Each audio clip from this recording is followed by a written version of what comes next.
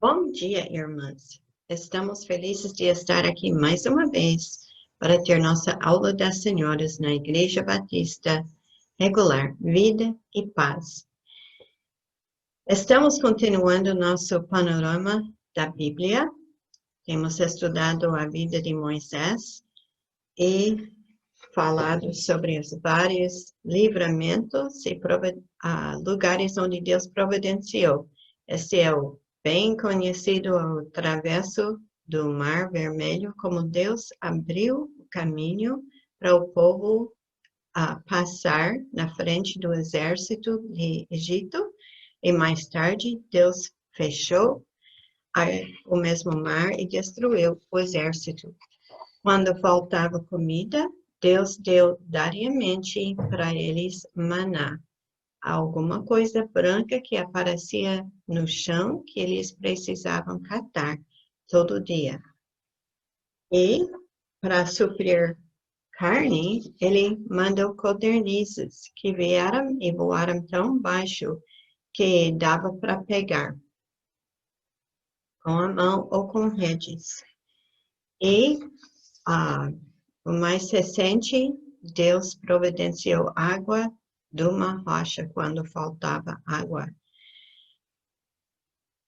Na semana passada, Elise ensinou como a lei de Deus foi dada para o povo de Israel.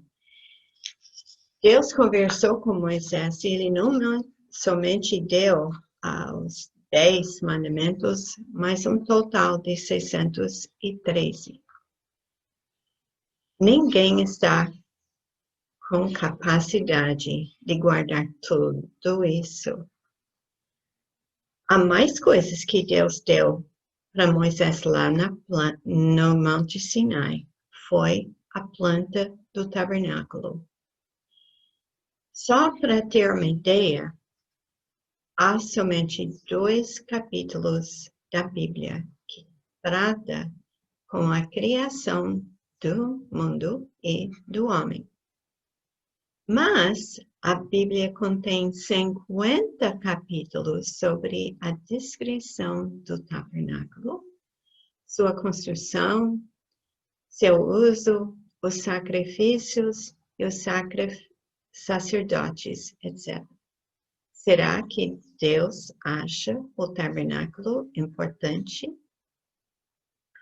Vamos ver, vamos fazer uma revisão um pouco, porque quando trata de trata de outras coisas. Então, parece que estaremos fazendo viravoltas. Mas não é bem assim. Na primavera do ano 1445 a.C., Israel chegou a Monte Sinai. Você fez os cálculos? 3.500 anos atrás. Eles ficaram lá mais ou menos um ano.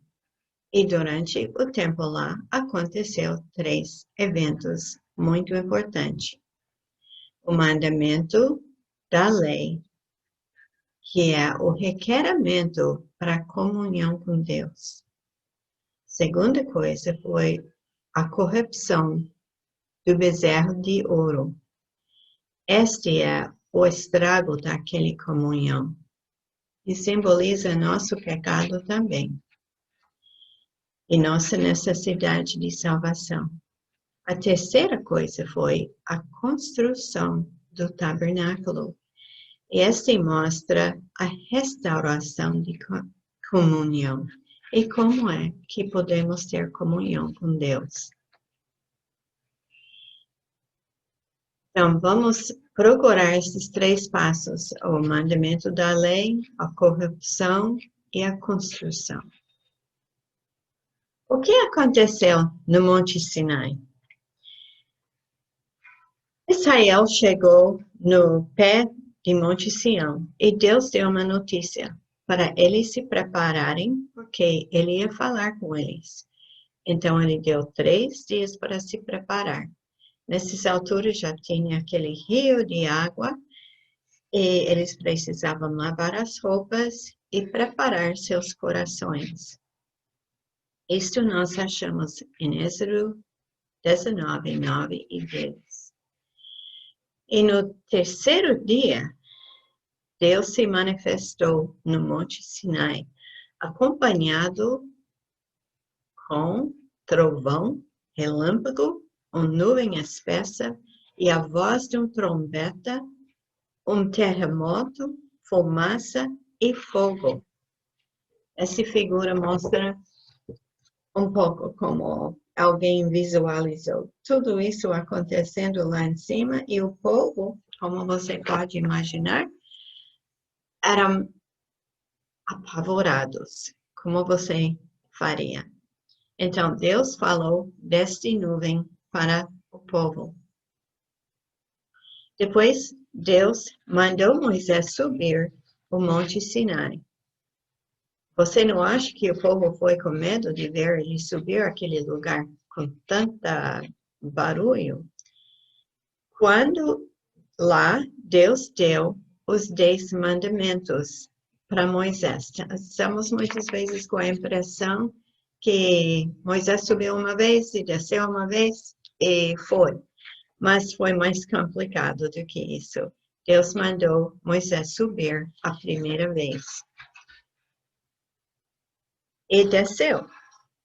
E Moisés falou com eles com sua voz sobre os mandamentos e o povo prometeu seguir os leis. Enquanto que ele estava lá no acampamento, Moisés escreveu tudo que Deus tinha falado e foi um monte. Então, ele escreveu tudo isso que Deus tinha falado com ele e ele fez um sacrifício para selar esse acordo. Agora temos Moisés subindo a montanha a segunda vez. Essa vez ele foi acompanhado com Josué. E essa é a primeira menção do nome de Josué, que mais tarde se tornou o líder do povo no lugar de Moisés. Moisés deixou Josué até a metade da montanha, mas Josué não subiu toda a montanha com ele. E uma vez no cume, Moisés passou 40 dias em jejum. E ele recebeu a lei em tábuas de pedra que foi escrito com a mão de Deus. E deu tudo isso e explicou mais sobre o tabernáculo. Deus avisou Moisés para descer, porque o povo tinha corrompido. Ele desceu a montanha para enfrentar a situação da bezerra dourada. Deus falou, eles já não estão me louvando mais. Eu desisto, vou matar todos eles. E Moisés falou, não, por favor, não há razões que não pode fazer isso, por favor. Então ele orou a primeira vez para Deus livrar este povo. No caminho para baixo, ele encontrou com Josué e eles voltaram juntos. Ao ver a imoralidade, Deus quebrou as tábuas da lei, que Deus acabou de escrever. Moisés exortou Arão, isso quer dizer que ele deu uma bronca, e julgou Israel a segunda vez. E vamos falar mais detalhes sobre esses incidentes um pouco mais tarde na lição. Lá embaixo, Moisés ficou de jejum outros 40 dias, e depois ele subiu a montanha a terceira vez. Esta vez, ele mesmo precisava suprir as tábuas da rocha que Deus falou para ele fazer, e Deus escreveu os mandamentos de novo neles. Deus mandou, depois que foi escrito, Deus mandou Moisés fazer uma caixa ou uma arca para pôr as tábuas. E Moisés voltou para o acampamento com as tábuas na caixa, com mais proteção. Moisés pediu para ver Deus, mas nenhum homem pode ver a Deus. Então, vamos ler Êxodo 33, capítulo 20. Capítulo 33, versículo 20.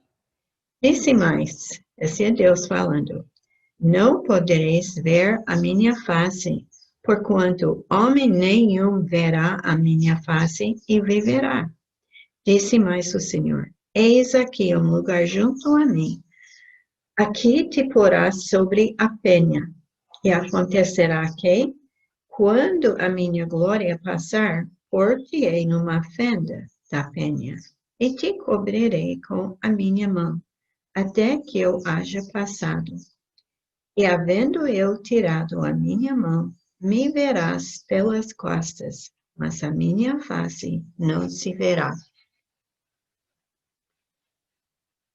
Como eu falei, esse é um resumo de tudo que aconteceu. Deus deu a lei em 3 partes. Podemos analisar eles como o código moral. Este inclui os 10 mandamentos e todos os outros mandamentos. É como o povo era para viver. Para saber a vontade de Deus na vida deles. Segundo, há o código espiritual. E este levou vários capítulos na Bíblia. E este já é mais um estudo, o 2 ou 3.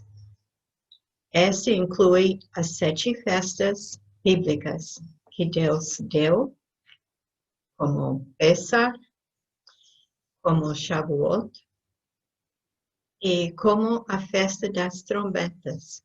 Por acaso, hoje é a festa de trombetas. Começou ontem à noite, no pôr do sol, e vai até o pôr do sol hoje. E cada uma dessas festas tem vários significados proféticos e são importantes. Também o código espiritual fala sobre as ofertas que Deus exigiu para o povo oferecer no tabernáculo e mais tarde no templo. E este também já é outro estudo. Leva vários capítulos no livro de Levítico. O pastor recentemente falou sobre as ofertas. A terceira coisa foi o código social. Como lemos no livro de Levítico. Explicava como o povo era para viver. Fala sobre agricultura, ecologia, as comidas que devem comer, que não devem comer, e como devem tratar os pertences, os animais, os servos, como devem agir entre família. Então, essas regras são que governou todo o momento na vida. Era completa. E essas leis estavam em vigor até que Jesus se sacrificou na cruz. E mesmo assim, os princípios ainda são válidos. Vamos falar mais em detalhe sobre o bezerro de ouro. Achamos esse em Êxodo 32. A gente pensa, como é que pode? Mas vamos ver. Durante os dias finais do primeiro 40 dias que Moisés se encontrou com Deus na montanha, o povo foi até Arão pedindo um Deus, com D pequena, né? Eles tinham visto todo aquele fumaça e coisas medrosas e estava com certeza que Moisés não sobreviveu. Então, eles ficavam inseguros e tinha a sua solução. Então, mas Arão falou para eles tirar os brincos que eles ganharam lá no Egito e que ele fundou a figura de um bezerro e fizeram uma festa. Ele diz que ele convocou uma festa ao Senhor, que não era nada disso, era uma coisa muito feia que eles fizeram. Arão concordou, porque ele tinha medo do povo, e pediu para os brincos e formou a bezerra. E depois desse culto que ele convocou, com sacrifício e tudo, o povo festejou. O verbo traduzido brincar que encontramos quer dizer que tocar sexualmente. Capítulo 32 e 25 disse que o povo era despida e que Arão o deixou. Então, dá para ver, parece nosso carnaval, né? Então, era uma coisa muito feia, muito sério. Lá na montanha, Deus revelou para Moisés que houve um grande problema e que o povo tinha se corrompido. Então, logo já, Moisés rogou o Senhor para não matar todos os israelitas, porque foi assim que eles mereciam. Quando Moisés chegou lá embaixo, nós sabemos que ele jogou os mandamentos, simbolizando que o povo tinha quebrado a lei que ele já tinha concordado para seguir. Às vezes nós fazemos a mesma coisa. Sabemos que Deus quer e nós insistimos em fazer nossa vontade. Então, quando Moisés chegou lá, ele quebrou a lei e ele queimou o ídolo. Acho interessante porque ouro derrete, mas foi queimado. Então, devia ter tido uma grande quantidade de lenha e tudo para fazer o ídolo quebrar. E depois ele pulverizou o ouro, fez um pozinho, e adicionou água e mandou o povo beber a água com esse ouro, que devia ter tido um gosto muito, muito ruim. E depois, Moisés pediu quem estava no lado do Senhor. E o tribo de Levi respondeu maciço. Foi naquele tempo que Deus escolheu o tribo de Levi para ser sacerdotes. E Deus e Moisés mandaram eles para pegar a espada e matar as pessoas que estavam participando. Parece uma coisa muito dura, mas Deus é santo e Ele requer santidade. Então, as 3.000 pessoas que tinham participado na idolatria foram mortos. E depois disso, Deus mandou uma praga que matou mais pessoas. Eles começaram com 3 milhões de pessoas. Então, esse 3.000 foi uma porcentagem bem menor. Quando entramos no estudo do tabernáculo, há muitos livros além da Bíblia que foram escritos sobre o tabernáculo. Então, eu tenho uns aqui. E cada um tem a sua interpretação da Bíblia. Esse diz acampando com Deus. E esse fala sobre o tabernáculo, está escrito por um judeu cristão. E a capa essa é a mais recente, mostra o acampamento com aquele tabernáculo. Vamos aprender que o tabernáculo é um símbolo de muitas coisas. Então, esse fala sobre figuras de Cristo no tabernáculo. Esse livro especializa no móveis e os vasos que foram usados, todo o equipamento do tabernáculo. Esses não são os únicos. Então, Deus mandou para fazer esse tabernáculo. Tabernáculo quer dizer tenda. E precisava ser uma construção temporária, uma coisa móvel, que podia ser levado de lugares em lugares. Então, como a lei foi dada para mostrar como somos culpados e não temos poder de ganhar nossa salvação com nossas boas obras. O tabernáculo foi dado como um visual da vida e ministério do Senhor Jesus, como podermos ter salvação através dele.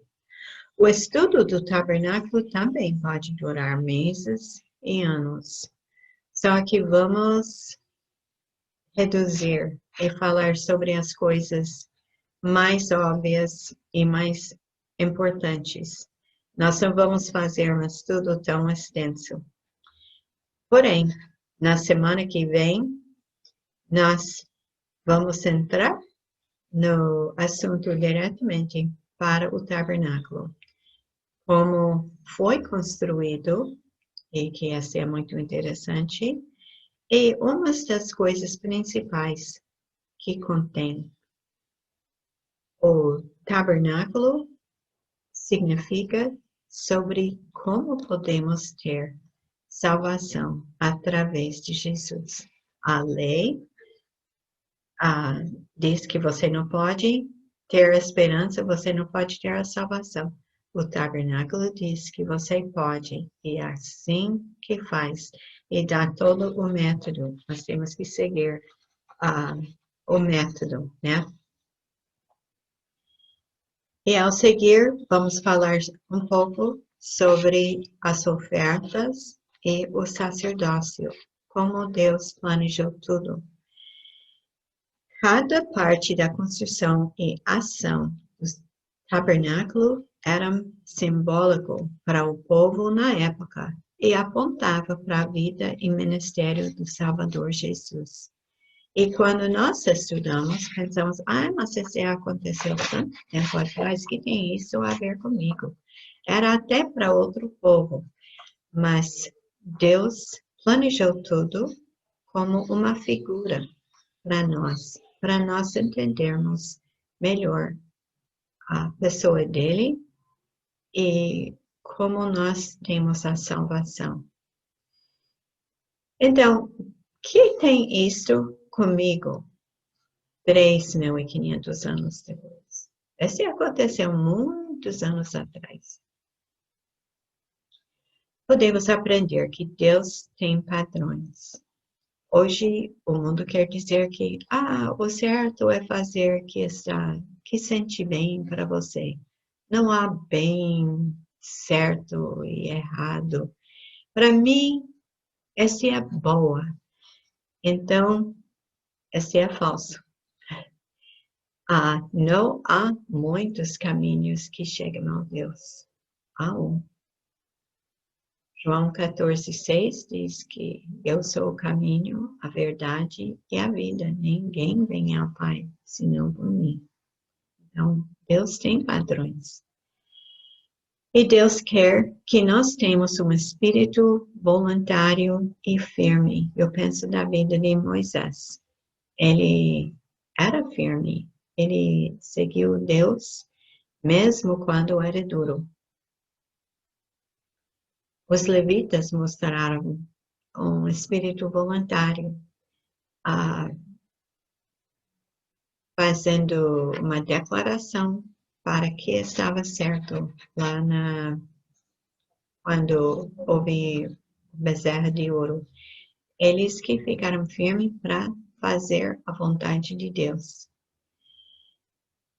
E podemos também aprender que Deus quer meu louvor exclusivo, somente para Ele. Às vezes pensamos, eu vou para a igreja no domingo.